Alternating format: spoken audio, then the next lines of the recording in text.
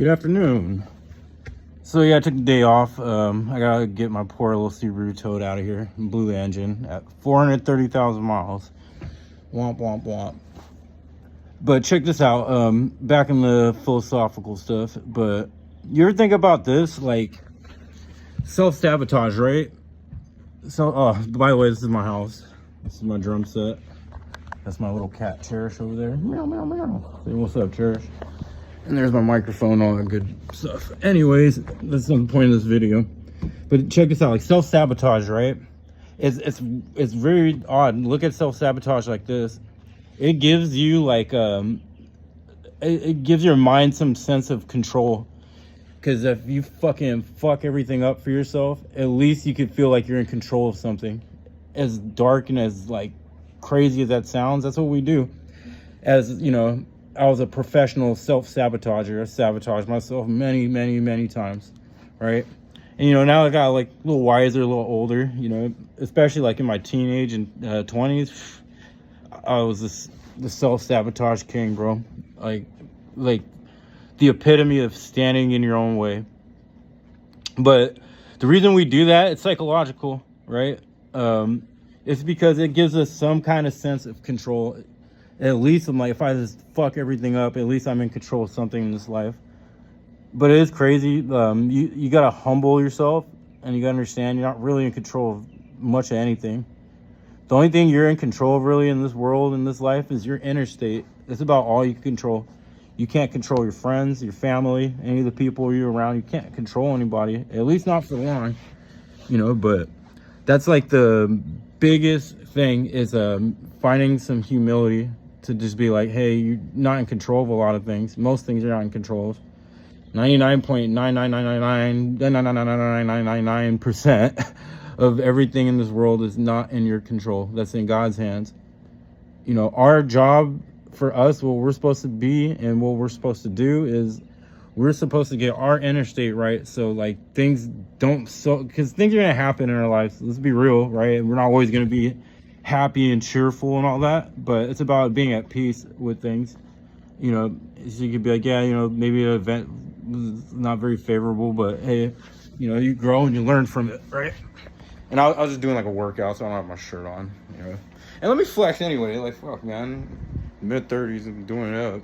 But straight up, like with self-sabotage, it gives us some kind of sense of control, and we don't really see it, but when you really look at it, that's what it is. That's why we'll stand in our own way, right?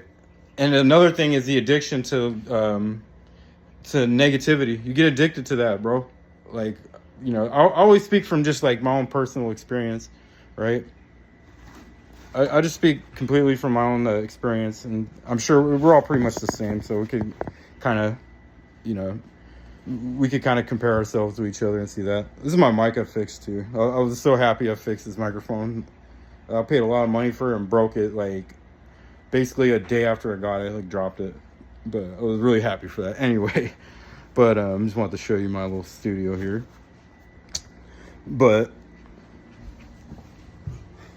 we stand in our, I lost my train of thought, but you know, we kind of stand in our way, and we get it. That's what I was saying. Yeah, we get addicted to the negativity, right? We get addicted to our victim mentality, kind of. So we could always be like, yeah, it was someone else.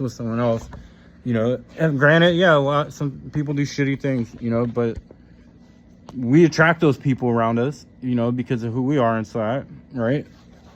And then after that, we were kind of looking for someone to come and save us, you know, from ourselves. Not going to happen. I guarantee you it's not going to happen. You know, that's kind of an off-subject thing. But anyway, like I was talking about, we get addicted to the negativity, right? And then, you know, we get like so addicted to that and those negative thought patterns, we just follow them around. You know, that's why I say doom kind of stuff. What do they call it? Doom scrolling. You're looking at like basically the sky's going to fall, and we get addicted to that. You know, but that's a bigger distraction. We're distracting ourselves from ourselves and to things that are inside of us that aren't right. So that's my whole thing on self-sabotage and all that. But, you know, as we grow, we need to start learning how to like stand out of our own way. Like our thoughts will be going crazy, but just try your best and just be still for a minute, be silent for a minute. and then look at whatever like issue you're going through or whatever is happening around you. It's probably not as big of a deal as your mind is putting it out to be.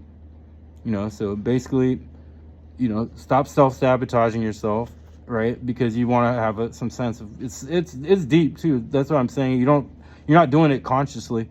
You know, it's an unconscious like pattern. But you know, get out of your own way. Stop self-sabotaging yourself so you can feel like you're in control.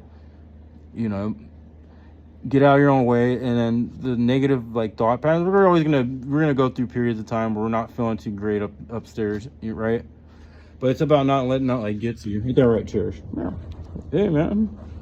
But yeah, that's my whole thing on self-sabotage. You know, a little short video. Hopefully, you know, I made some kind of sense. You can get something from it. But hope you all enjoy your day, and peace.